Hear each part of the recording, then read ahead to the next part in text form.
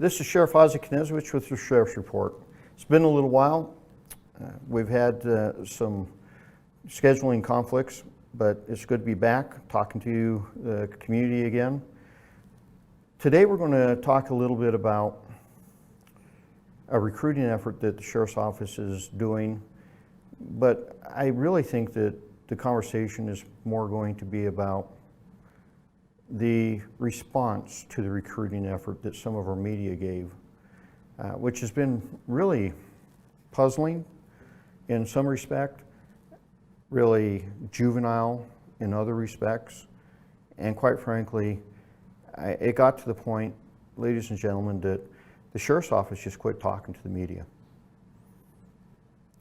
And it took us 15 years, 8 months almost, to get to that point as me being sheriff. It's because no matter what you seem to relay to the media, if it doesn't fit their agenda, they're just going to run whatever story they're going to run anyway. And several months ago, I tried to have conversations with the heads of some of the media groups and expressing my concerns about how can you continue down a path of really just making it up. It really doesn't matter what we say. If it doesn't fit your agenda, you'll find a way to make whatever I say fit your agenda, play me against other people within the community. And I said, if you're going to do that, I have nothing to say to you anymore. Because I don't.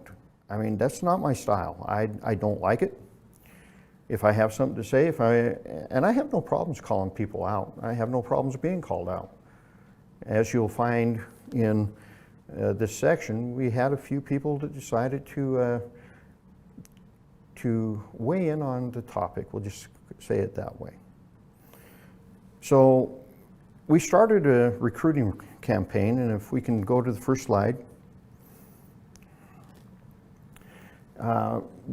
And these are some of the stories that were run at the start of that campaign. The campaign really started in 20, but we reconfigured the campaign in April of this year. And we developed a strategy. And we'll talk about that strategy in a few minutes. If we go to the next slide.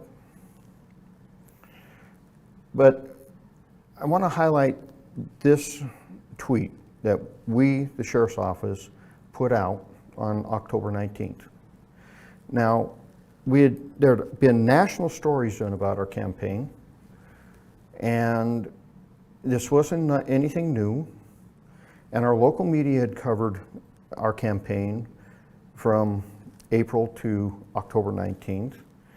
And I want you to take a good look at that tweet. See what it actually says, because the next thing we'll talk about is what the media spun it into. So next slide. The media has certain code of ethics that they purport to follow. And ethical decision-making is not based on some Twitter troll attacking the Sheriff's Office Twitter page. Because what really started this entire conversation on October 19th was two Twitter trolls that hit our page, and that's really what they are. I mean, anytime either I or the agency tweets, these two individuals just come in and cause havoc. And at times it's kind of slightly amusing, but it stops being amusing when you realize that our media, our local media, is driven by Twitter hits. Now, 70 Twitter hits to our page, that particular tweet, is not viral, folks. I can tell you what viral is. 70 isn't. especially if they take the time, if the media would have taken time to take a hard look at who was responsible for 3/4 of those comments of the 70. It was 2 people, 2 Twitter trolls. But that is what drove the media's story. Now, what was so bad about the tweet? So if we can go back to the slide, next one. And I want to highlight that part of the media's code of ethics states that trending or going viral or exploding on social media may increase the urgency, but there is a strict need for accuracy at that point. And I can assure you, 70 responses on a Twitter page is not viral. But even if it was, the media, by their own ethics, has the responsibility to take a hard look at that and go, okay, there were 70 responses, 2 people were responsible for 3/4 of them. This is a non-issue. Next slide. So going back to that tweet, what was so bad about that tweet? Somehow this tweet became an issue because the video attached to it has a banner in it that flashes, I think 2 times in the entire video, that says, we do not have a vaccine mandate at the sheriff's office. And folks, we don't. It's just that simple. We don't have a vaccine mandate. That is not something that this community has done. And I'm not in favor of vaccine mandates. When these mandates started coming out, I asked healthcare professionals in this area, is there any science behind this? And the response I got was no. Matter of fact, we took it one step further, and Dr. Vasquez, our public health doctor, is not in favor of mandates either, because both he and I realize that these mandates hurt our efforts in getting people vaccinated. If you remember, if you recall, I did several podcasts in reference to the vaccine. Folks, I'm vaccinated. I did my research. I have no problems with the vaccine. 0. I took the vaccine because I feel I have a responsibility to make sure that I stay healthy to do the job that you elected me to do. But somehow, that particular tweet started this big controversy, and the media decided that, oh, the sheriff's office new technique is, or tactic to recruit people is to recruit unvaccinated people. I told them multiple times, excuse me, we've been doing this since April, nothing changed. There's no new tactic here, no new strategy. I literally had to argue with a reporter and, quite frankly, her camera person in reference to that. And it's like, this is nothing new. You've covered this before. We've been doing this for months. What is the, oh, Sheriff, you have to understand. And if we can put that tweet back up,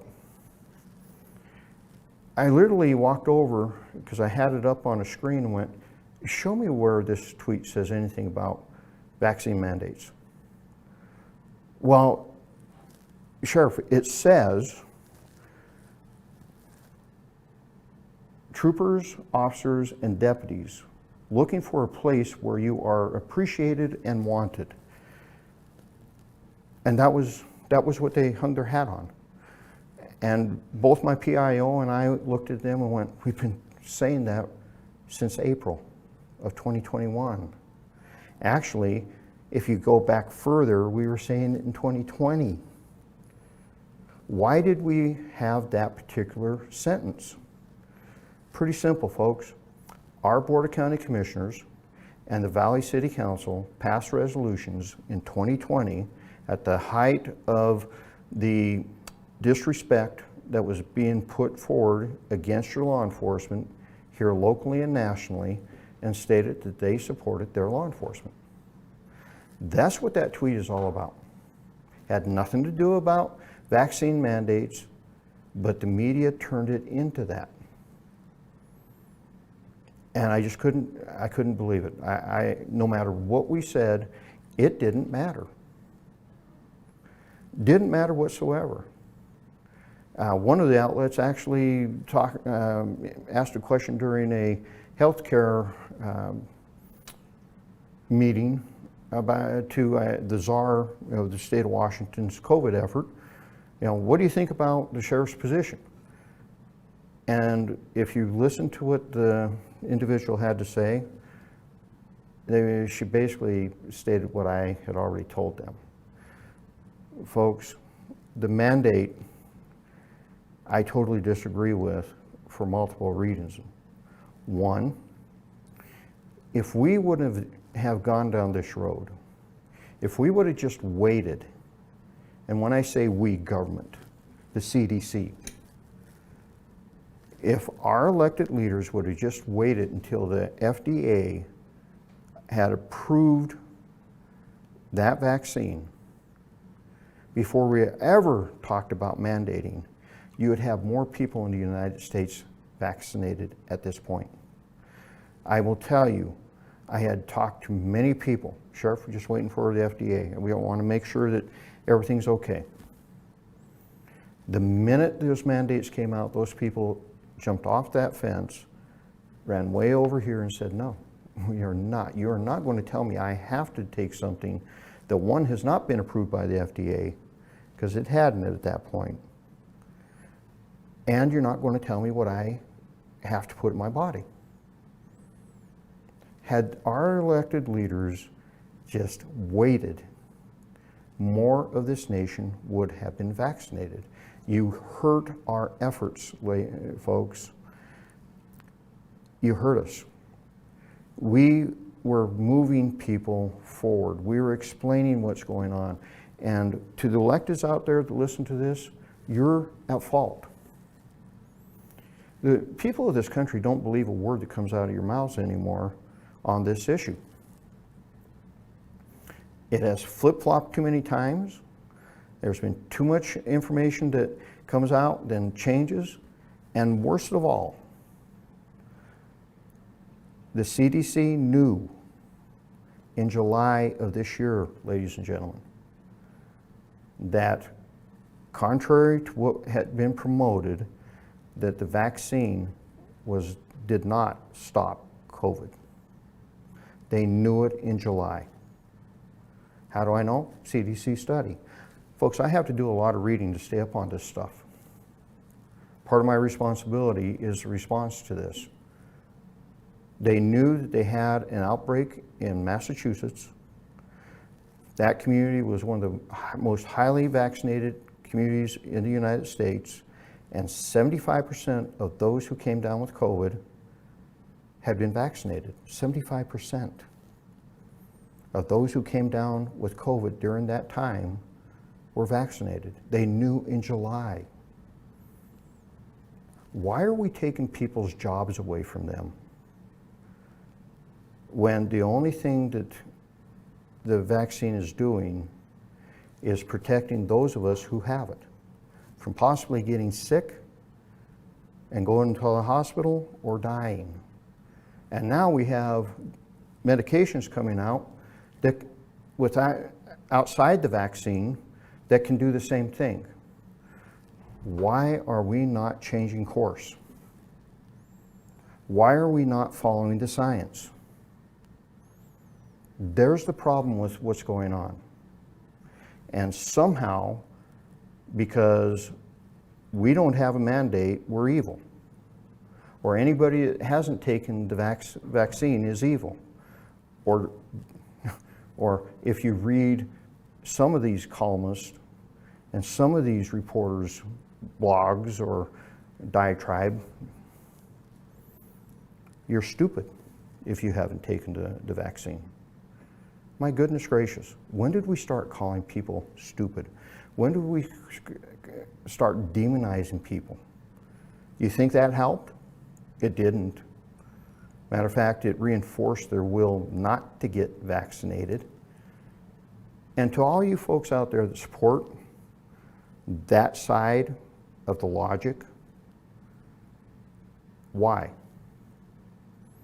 How can you support a group that is demonizing your fellow citizens for making a choice? More importantly, taking their jobs away from them. Have you forgotten they had families? When you took their jobs away from them, they lost their medical care, their health care. Some of these folks worked generations to get these jobs. They come from our communities of color. They come from disadvantaged communities. They worked really hard, they got those jobs, and you took them away from them.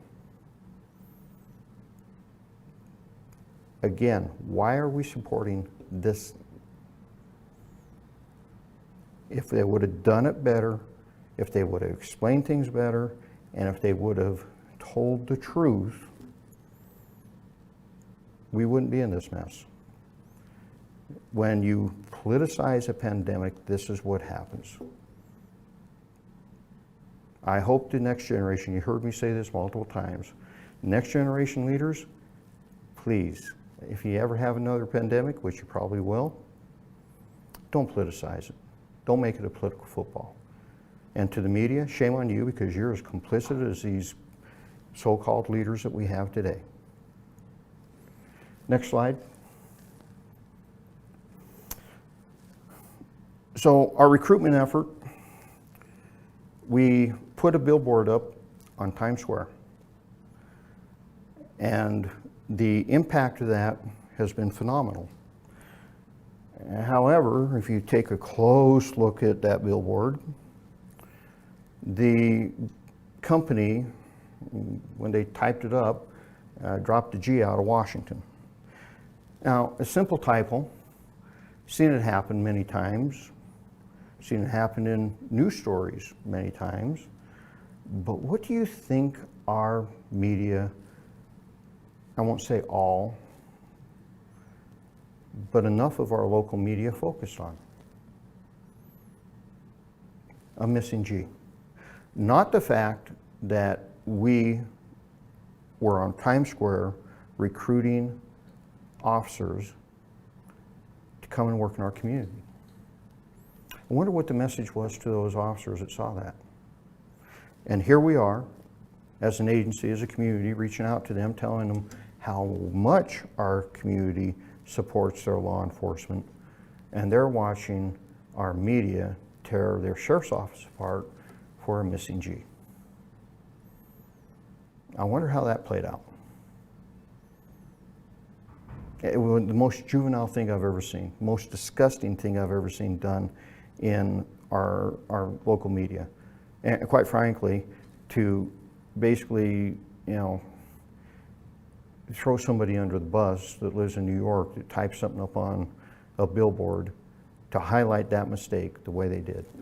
Because that went national, folks. Because of what they did here, our media did here, you had national outlets affiliated with our media pick that up, and it kind of spread. I would like to say thank you to our media for the additional coverage, but I'm not all that enthused about it. I should say thank you, because the $12,000 we spent on the billboard, we got about $500,000 worth of media coverage. I guess we won that one, but not the way it should have been. And quite frankly, I'm appalled by what our local media did. And during this time, they were sending text messages to my PIO. They were calling my PIO. We want information, we want information. Thing is, 3 weeks earlier, we decided we weren't talking to you anymore. If you want stories, you can go to Twitter and make it up. You're pretty good at that. We will communicate with the public through the sheriff's office, Facebook site, through our Twitter pages, through our news releases on Facebook. And if something major happens in the community, we'll make sure that you know about it, media. But you can find everything we're giving to the public on our public-facing social media outlets. Because we're just tired of being used to sell your copy. We're just done with that. Next slide. So this was the tweet that started all of that juvenile behavior. I mentioned, you know, my PIO tweeted out, here we are on Times Square. You know, as soon as the media outlet that put the billboard up for us in New York, as soon as we told them, and mind you, it was after hours, they immediately went to work, they corrected the error, put the G back in Washington, but that wasn't good enough for our media. Next slide. And there we are. You know, Spokane County Sheriff's Office advertising jobs on Times Square, ad agency misspells Washington. Next slide. Out of all the tweets, out of all the nonsense that happened during that time, this one I found pretty spot on. And I have to give Tom some kudos for putting it out. He points out the snarkiness of some of our media leaders on Twitter and their sycophants regarding the misspelling, which was the ad agency's fault, is not a good look for our local journalism and detracts from the actual issue. Should we hire qualified law enforcement that have not been vaccinated? Well, I think I covered that one for you. And Tom, would Krem hire a reporter that's not vaccinated? Or are all of your reporters vaccinated? I have little issue at this point with the vaccine. Again, I'm vaccinated. I have the great issue with forcing people to take something that they do not want. So we've already covered that ground. Let's go to the next slide. But this is the part that, quite frankly, folks, drives our local media. It's when people like Lisa Brown, former state senator, current director of commerce, I believe, under Jay Inslee, when she posts something like this on Twitter, which was actually posted on one of our media outlets' employees' Twitter pages in reference to this controversy. When she decides that she's going to weigh in, and this is what she had to say, this is at Sheriff Ozzie, addicted to attention, showing how large he is, ego is, hashtag Spokane County commissioners won't rein him in, scrutinize his budget, irresponsible recruitment of unvaccinated officers, embarrassing typo, not good for hashtag Spokane. You know, Lisa, you've always been fairly clueless. And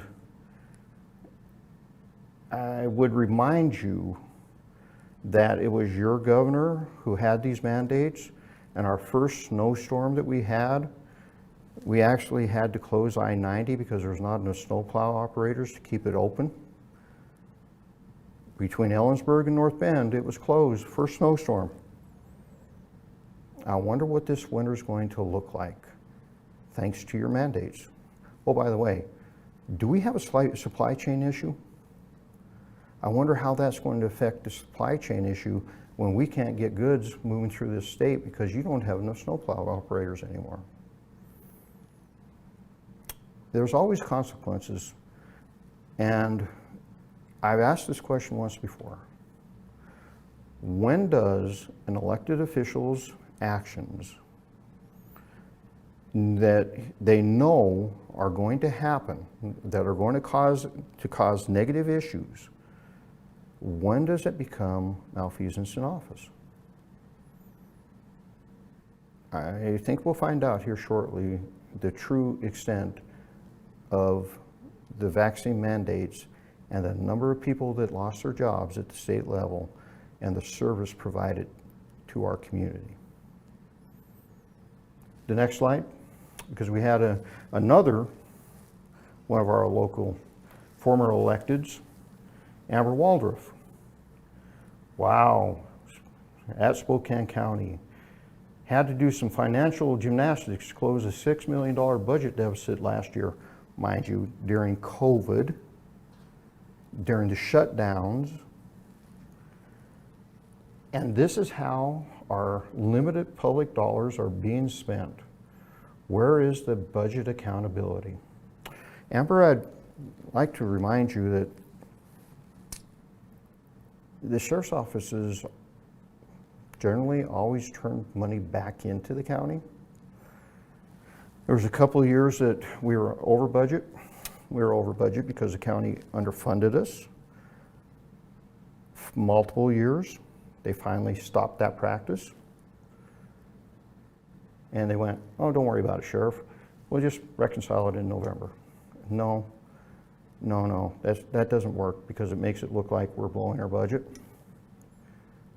So they finally stopped that process. But we generally do turn money back into the county. And Amber, part of that budget fix for 20 was my budget was reduced by 6 deputies for 21. That's how they closed that budget. We agreed, but that's how we closed the budget. So let's go to the next slide. So what was our recruitment strategy? Well, we placed billboards in areas that have not supported their local law enforcement officers. We also, the minute those billboards went up, contacted their local media, and we got an added media bump to the billboards. Folks, in every city that we've done this, every time we've done this, we've had national coverage, national. When we went to Austin, Texas, we were getting contacts from officers in Oklahoma, all over the country.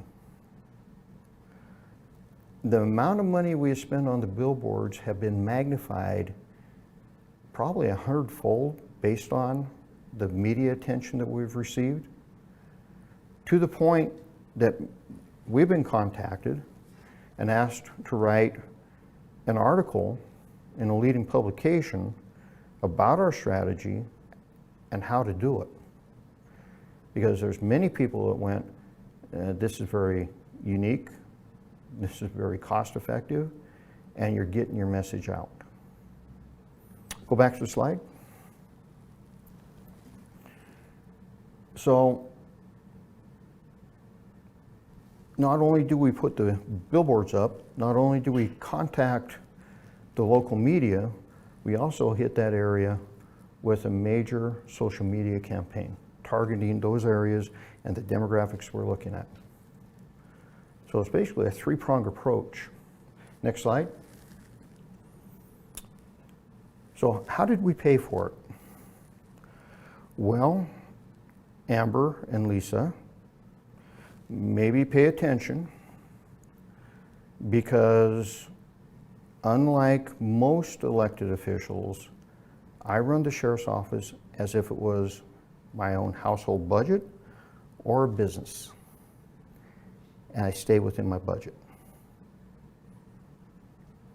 What we knew is going in to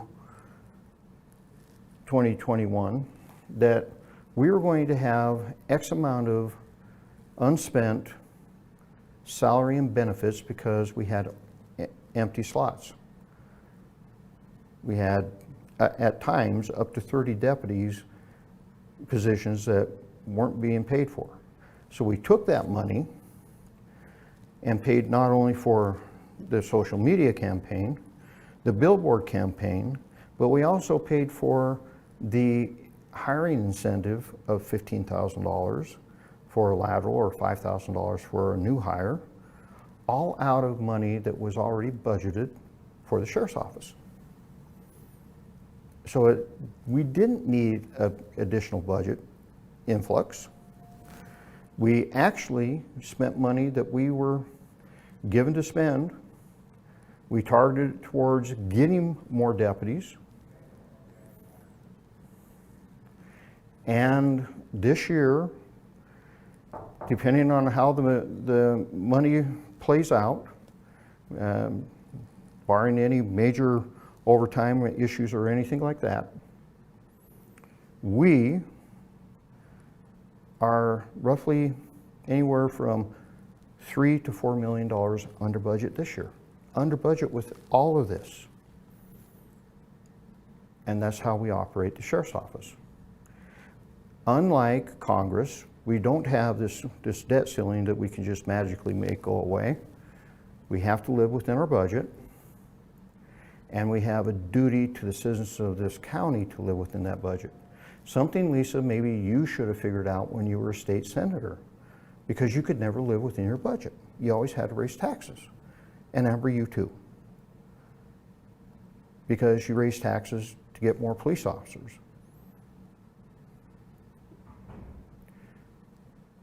That's the secret that we used.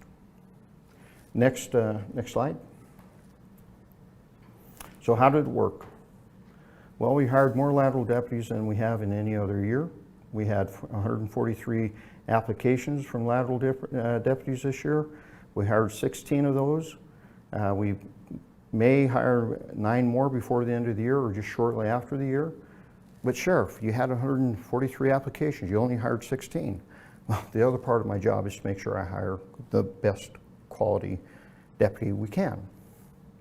And that's what we do. We have not lowered our standards like many agencies in the United States due to this hiring crisis. I refuse to do so. I will not bring somebody into our community that is not quality and does not meet our standards. Won't happen. I'm not lowering our standards, folks. Other places can. I mean, there's agencies that are accepting low-level felonies, taking people who have committed low-level felonies and putting badges on them. Never, not in this community. Next slide. So why do we go after the laterals? Well, a new hire takes 10 to 18 months to train, and a lateral deputy takes 5 to 8 months to train and get out on the street working on their own. So we save 5 to 10 months of wages and benefits, roughly $27,000 to $55,000 per deputy. So the lateral deputies we hired this year saved our community, if you take an average of the $27,000 and $55,000, $666,000 this year. And we only spent about $200,000 in the whole effort. That's with the recruitment incentives also. Not bad, not bad. Even with spending the money, we saved the community about $467,000. That's why we did what we did. Next. So what's the cost of doing nothing or the same old thing we've always done? Well, can you put a price on public safety for having an inadequately staffed sheriff's office? It's your safety, it's your public safety. It's our ability to respond to your issues. Can you put a price on that? I can't. How about the price of deputy safety, officer safety issues by not having enough backup for them out on the street. Can you put a price on that? How about looking at mandates? Folks, I only have one mandate. That mandate has been given to me in 4 separate elections in this community. And that mandate is simply this: to keep Spokane County safe. Now you tell me, how does firing or not hiring deputies because of a non-science-based mandate fulfill the above mentioned mandate that you gave me for the last 16 years? I want you to think about that. What sense does it make to fire law enforcement officers at a time when it's very, very difficult to hire them? All based on a non-scientific mandate. Makes no sense to me. Your safety, this community's safety, and the safety of the men and women that keep you safe are the mandate. Just something to think about, folks. This is Sheriff Ozzie Knezovich. Have a great day.